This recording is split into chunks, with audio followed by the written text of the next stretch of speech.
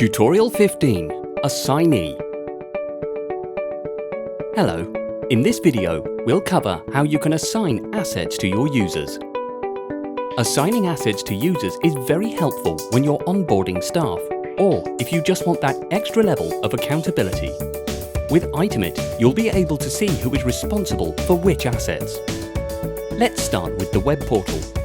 When you're in an assets profile, simply press Assign to a user.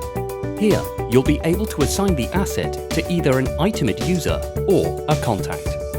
The difference is that an itemit user has access to the system, whereas a contact does not. To add a new contact, click Create New, type in the assignee's name and press Create.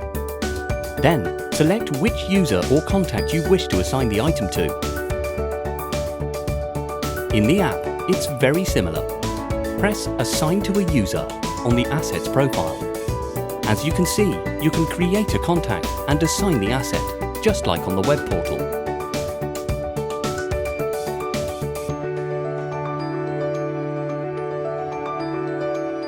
You can now manage your users and contacts in the menu too. Assigning assets has never been this simple.